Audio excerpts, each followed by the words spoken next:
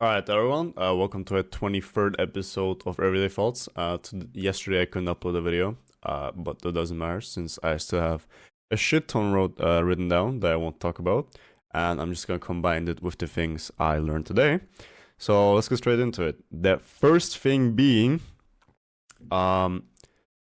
always try to turn the negative into a positive, because it's the same with your expectations make you happy and not the circumstances. So basically, when you expect that you're gonna be happy when you achieve this and this and this and this, it's probably not gonna make you happy, and you're never really gonna be happy since you're always you're never like fulfilled with the things you've already achieved and what you have done, and looking back onto it, wow, I really did this and this and this. Instead, you're always like, I'm not doing enough, which is also good since you're driving yourself, but not too extreme when you're like, you have to have a good balance where you're basically like, I'm gonna keep going on this and this. I'm always gonna start from zero when I learn something new or I manage to do something, so you don't get complacent, which is a bad thing. And so you just don't just get stuck somewhere like I achieved, for example, I don't know, it doesn't really matter, you just achieve something and you don't go beyond from that. And that doesn't have to mean that you go from beyond from that. You can also just be like, okay, I finished this book, I'm not gonna stop reading after this since I finished this book, I'm just gonna go read this book from zero.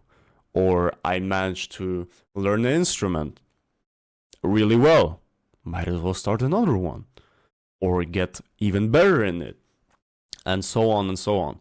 So it's basically like try to find the balance between you battling complacency so that you don't get stuck somewhere after you've achieved something, but also don't forget to look back on the things you have achieved and done, since that's going to give you so much more fulfillment and in general happiness, since you're not going to always look at yourself in such a bad view, and you're not going to only just criticize yourself, oh, I didn't do this and this and this. It's also good to do that, but you also have to be capable of being like sort of your own cheerleader, where you're like, okay, fuck, I did this, let's fucking go. Like, that's crazy, I did that.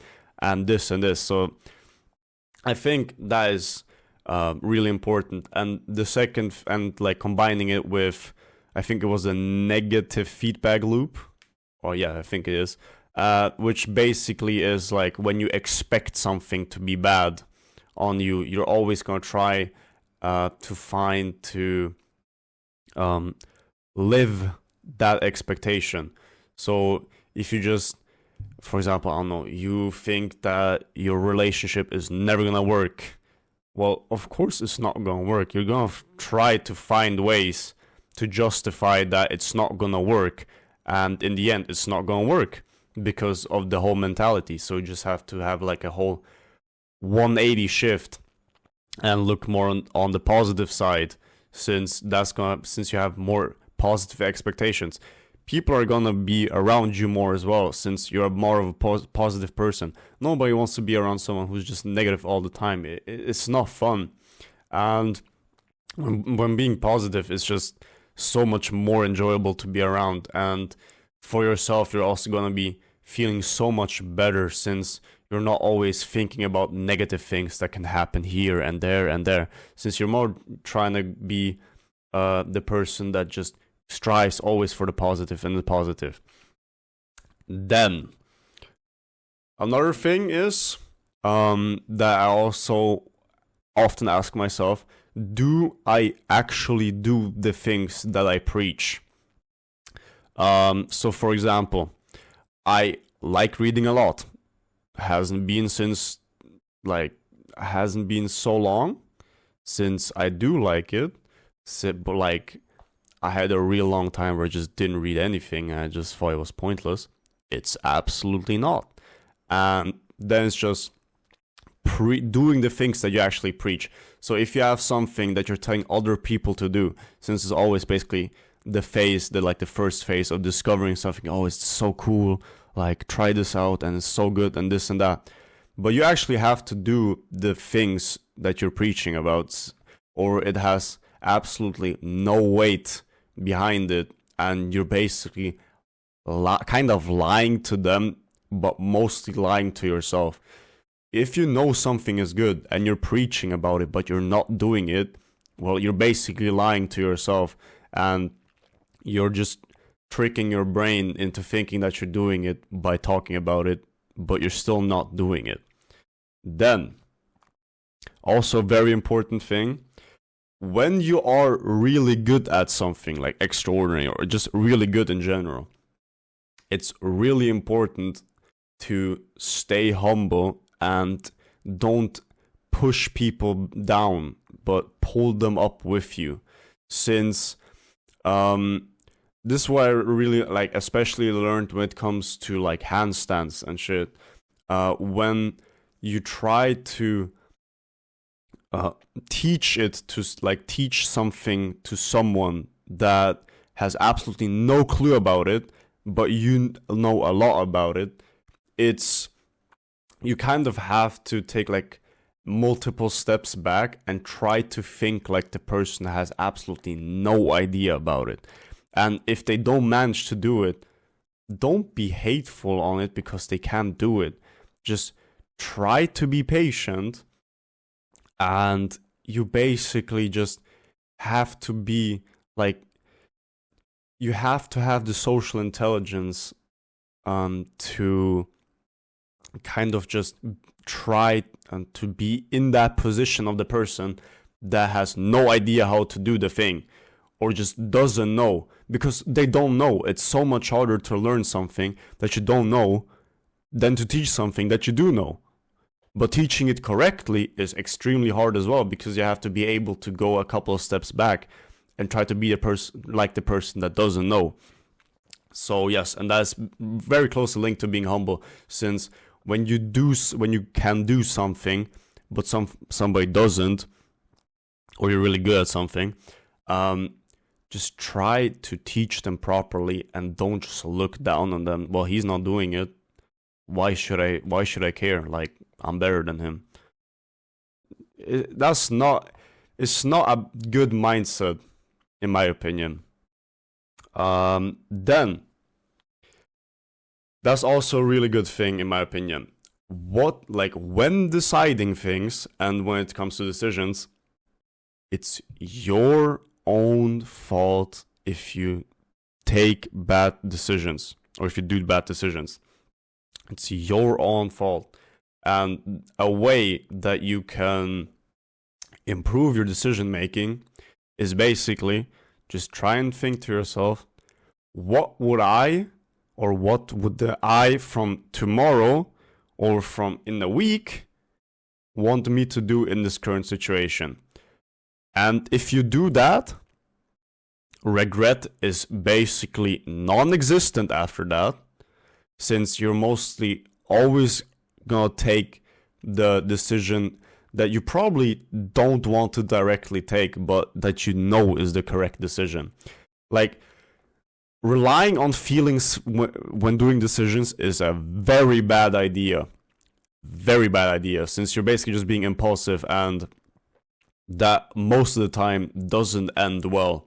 So just try and take a step back, think more logically about it, and think to yourself, wait,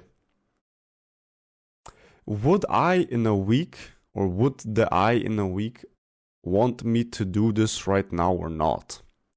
And when you do that, your decision making just goes through the roof. Like, it gets so much better, and you'd also then do a lot more of the things that you don't really want to do in the first place, but that's what discipline is. And in the end, you're just building up a tolerance for that, and you're always gonna get better at it. Then